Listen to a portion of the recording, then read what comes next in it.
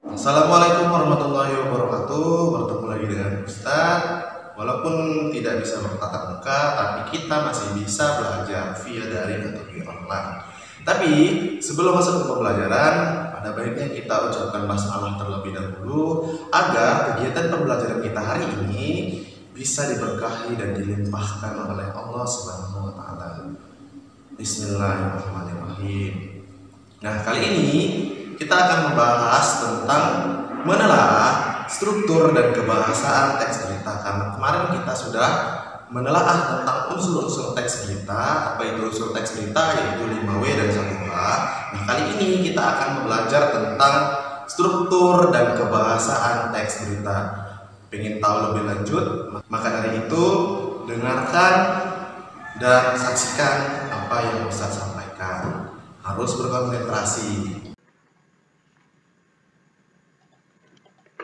Nah, di pertemuan kedua kita kali ini, kita akan menelaah struktur dan kebahasaan teks berita. Kalian sudah dapat mengidentifikasi unsur-unsur dan menyimpulkan isi teks berita pada materi sebelumnya. Kali ini, kita akan membahas tentang menelaah struktur dan kebahasaan teks berita. Bagaimanakah struktur dan kebahasaan teks berita? Untuk mengetahuinya, ikutilah kegiatan pembelajaran berikut. Sebelum Ustadz menjelaskan bagaimana struktur isi dan ciri bahasa teks berita, Ustadz akan memberikan satu contoh teks berita yang mana contoh tersebut akan menjadi patokan kita untuk belajar di pertemuan kali ini. Nah, ini adalah salah satu contoh teks berita yang akan menjadi patokan kita belajar kali ini. Judulnya adalah Ribuan Kelelawar di Australia Mati Seketika. Dikutip dari Kasino, lebih dari 5.000 kelelawar di hutan Australia tiba-tiba terjatuh dari pohon lalu mati seketika. Penyebab kematian hewan malam itu adalah suhu ekstrim yang meningkat menjadi 44 derajat Celcius ketika gelombang panas menyapu Kasino New South Wales. Khawatir akan menyebarkan penyakit, warga diimbau untuk menghindari bangkai kelelawar yang sudah membusuk di jalanan. Meski demikian, pecinta binatang tetap datang ke hutan untuk menyelamatkan kelelawar yang tersisa. Upaya penyemprotan air es pun dilakukan. Seperti dilansir Mirror, Rabu 19 November 2014, pekerja dewan berupaya 2 kali lipat untuk membersihkan bangkai kelelawar dari jalanan. Namun, beberapa area yang tidak terjangkau mungkin akan tetap bau untuk sementara waktu. Orang-orang harus menghindari daerah ini dan tidak mencoba menolong kelelawar sebab hewan ini bisa menggigit, mencakar, dan membawa isa virus, terang John Walker. Beberapa daerah di sepanjang tepi sungai yang tidak terjangkau dan bau busuk akan dibiarkan untuk beberapa waktu lanjutnya. Sementara itu, sekitar 450 kelelawar yang selamat sedang dirawat oleh staf penyelamat darurat yang tergabung dari seluruh wilayah. Nah, setelah kalian membaca contoh teks berita di atas, tentu kalian akan muncul pertanyaan di benak kalian. Misalnya, bagaimanakah struktur isi teks berita dan bagaimanakah ciri bahasa teks berita? Ustadz akan menjelaskannya satu persatu. Yang pertama, bagaimanakah struktur isi teks berita? Nah, ternyata struktur isi teks berita itu terbagi menjadi tiga. Yang pertama adalah judul, yang kedua adalah teras berita, dan yang ketiga adalah tubuh berita. Nah, Ustadz ulangi, struktur isi terbagi menjadi tiga. Yang pertama adalah judul, yang kedua adalah teras berita, dan yang ketiga adalah tubuh berita. Nah, di sini Ustadz akan menjelaskan satu persatu. Yang pertama, Ustadz akan menjelaskan apa itu judul dari isi struktur isi teks berita. Nah, judul. Judul berita harus menggambarkan inti dari isi berita yang ditulis. Selain itu, penulisan judul juga harus menarik sehingga dapat membuat pembaca tidak berpikir lama dan merasa tertarik untuk duduk dan membaca keseluruhan isi berita. Dengan kata lain, judul merupakan kepala karangan. Nah, dari contoh teks berita yang Ustadz kasih sebelumnya atau yang Ustadz baca sebelumnya, dapat kita ambil kesimpulan bahwa judulnya adalah Ribuan Kelelawar di Australia Mati Seketika.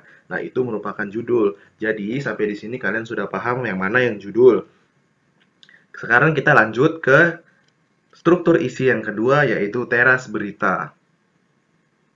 Teras berita. Teras berita merupakan alinea pembuka yang diletakkan di awal berita. Teras berita biasanya berupa gagasan atau pokok pikiran yang diungkapkan penulis tentang berita yang disajikan. Nah, tujuannya dari penulisan teras berita adalah menata pola pikir agar pembaca mengetahui keseluruhan isi berita. Nah, ternyata dalam penulisan teras berita itu terdapat 3 syarat atau 3 persyaratan penulisannya. Apa itu 3 syarat penulisannya? Maka dari itu Ustadz akan menjelaskannya satu persatu. 3 syarat penulisan berita. 3 syarat penulisan berita. Syarat penulisan berita yang pertama yaitu merangsang orang untuk membaca.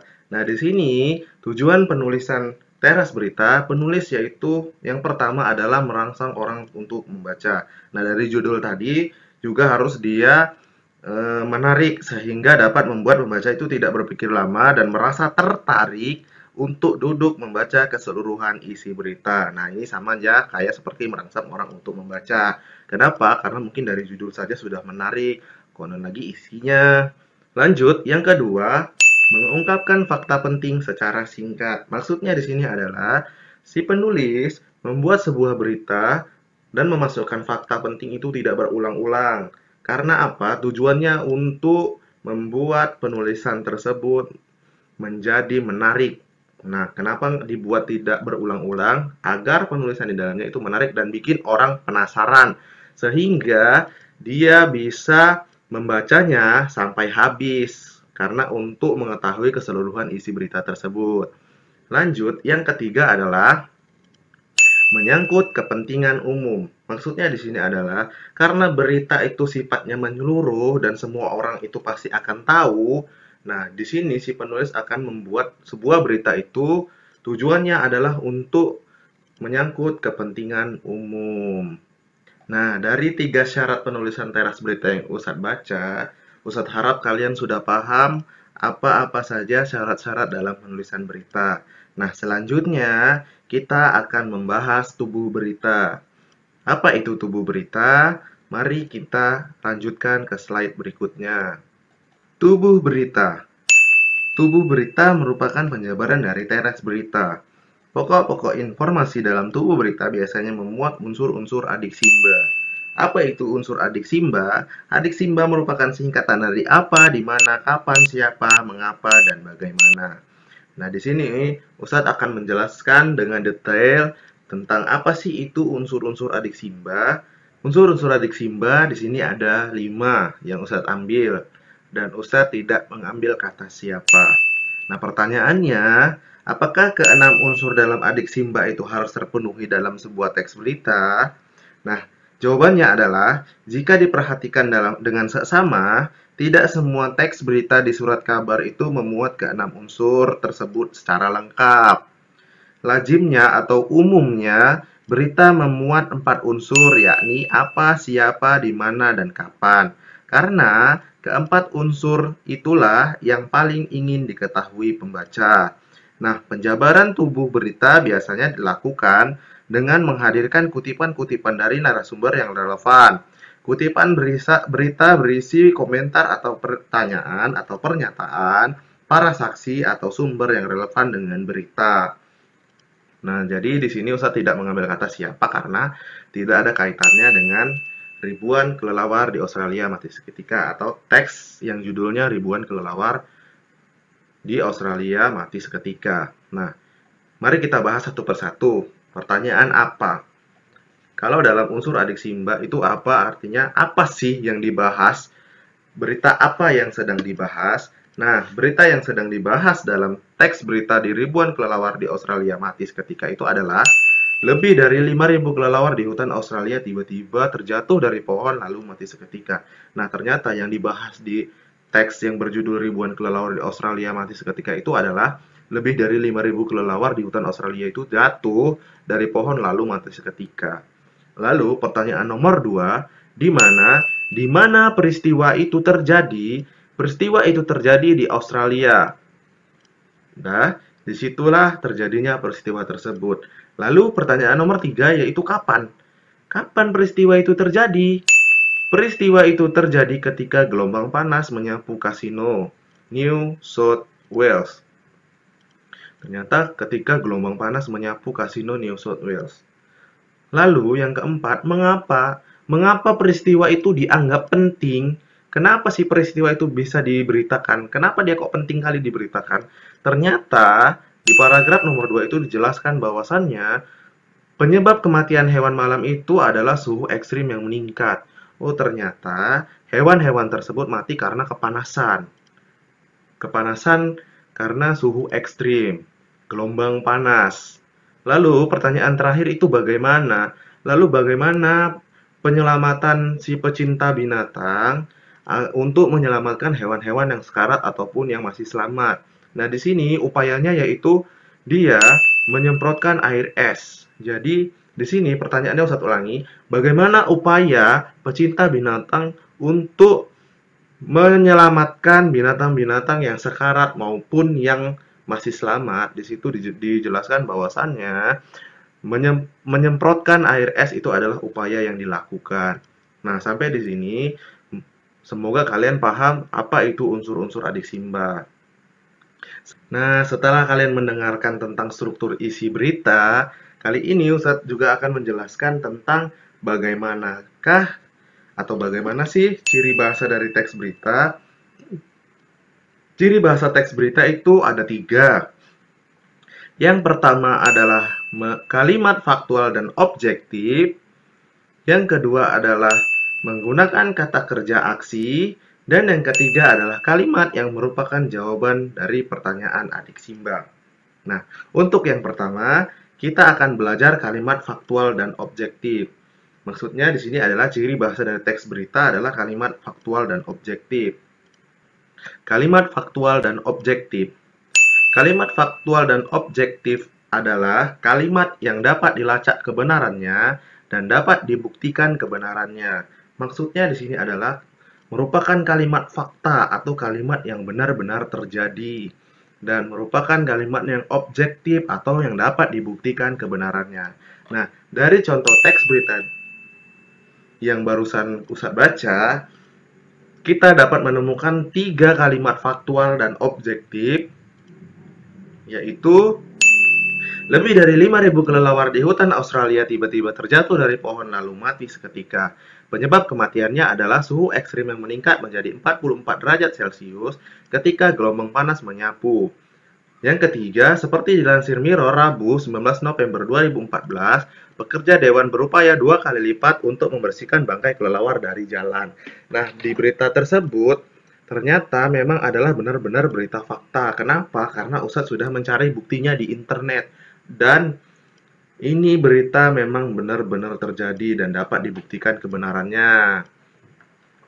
Selanjutnya, yang kedua adalah menggunakan kata kerja aksi. Apa itu kata kerja aksi? Kata kerja aksi atau aktif adalah kata kerja yang menunjukkan bahwa suatu subjek atau pelaku sedang melakukan sesuatu kegiatan, tindakan, aksi, atau perbuatan. Dapat digambarkan bahwa kata kerja aksi merupakan suatu pekerjaan yang sedang berlangsung. Contohnya, tiba-tiba terjatuh dari pohon lalu mati. Tiba-tiba terjatuh dari pohon lalu mati. Nah, di situ ada Ustadz buat tulisan miring. Nah, itu merupakan satu kata kerja. Terjatuh. Kata kerjanya atau kata dasarnya adalah jatuh. Nah, di situ diberi imbuhan jadinya terjatuh dari pohon lalu mati. Contoh kedua, khawatir akan menyebarkan penyakit, warga diimbau untuk menghindari bangkai kelelawar yang sudah membusuk di jalanan. Nah, ciri khusus dari kata kerja aksi atau aktif adalah selalu diawali dengan imbuhan me. Contohnya di situ ada 3 yang Ustadz tulis miring. Yang pertama yaitu menyebarkan dengan kata dasar sebar. Menyebarkan berarti itu pakai imbuhan me. Nah, itu merupakan ciri khusus dari kata kerja aksi atau aktif, selalu diawali dengan imbuhan me. Nah, itu juga contoh yang kedua, menghindari atau kata kerjanya atau kata dasarnya adalah hindar, di situ diawali dengan imbuhan me. Dan yang ketiga yaitu membusuk. Membusuk di situ diawali juga dengan imbuhan me. dengan kata dasar busuk. Nah, dari sini semua kata kerja aksi dapat disimpulkan adalah kata kerja yang merupakan suatu pekerjaan yang sedang berlangsung. Selanjutnya, kita akan membahas ciri bahasa dari teks berita yang terakhir, yaitu kalimat yang merupakan jawaban dari pertanyaan adik Simba atau pertanyaan faktual. Nah, di sini Ustadz ngambil dua contoh. Yang pertama yaitu pertanyaan adik Simba, apa dan di mana. Contohnya, lebih dari 5.000 kelelawar di hutan Australia tiba-tiba terjatuh dari pohon lalu mati. Nah, di situ yang Ustadz tulis merah yaitu yang jawabannya apa yang dibahas di situ. Yang dibahas adalah 5.000 kelelawar. Di mana peristiwa itu terjadi? Peristiwa itu terjadi di hutan Australia. Nah, di situ sudah menjawab atau mewakili jawaban dari pertanyaan apa dan di mana. Yang kedua, mengapa? Contohnya, penyebab kematian hewan malam itu adalah suhu ekstrim yang meningkat menjadi 44 derajat Celcius ketika gelombang panas menyapu kasino New South Wales. Nah, di situ mengapa maksudnya adalah mengapa peristiwa itu dianggap penting. Kenapa? Karena penyebab kematian hewan malam itu adalah suhu ekstrim yang meningkat. Nah, di sini merupakan jawaban dari pertanyaan faktual adik Simba. Masih banyak lagi, tadi sudah Ustadz jelaskan di slide sebelumnya. Cukup sampai di sini pembahasan kita mengenai struktur isi dari teks berita dan ciri bahasa dari teks berita. Kesimpulannya adalah struktur isi teks berita itu ada 3. Yang pertama adalah judul, yang kedua adalah teras berita, yang ketiga adalah tubuh berita. Judul merupakan kepala karangan dan teras berita merupakan alinea pembuka dan tubuh berita merupakan penjabaran dari teras berita. Nah, kesimpulan dari struktur bahasa atau ciri bahasa dari teks berita adalah yang pertama, kalimat faktual atau objektif atau dapat dilacak kebenarannya. Yang kedua, menggunakan kata kerja aksi atau ciri khusus yang selalu diawali dengan imbuhan me dan selalu digunakan untuk kata kerja yang sedang berlangsung atau pekerjaan langsung. Yang ketiga adalah merupakan jawaban dari pertanyaan faktual atau merupakan jawaban dari adik Simba, apa, di mana, kapan, siapa, mengapa, dan bagaimana. Sampai di sini dulu pembelajaran kita hari ini. Lebih dan kurang Ustadz mohon maaf. Kepada Allah Ustadz mohon ampun. Billahi fisabilil haq, fastabiqul khairat. Assalamualaikum warahmatullahi wabarakatuh.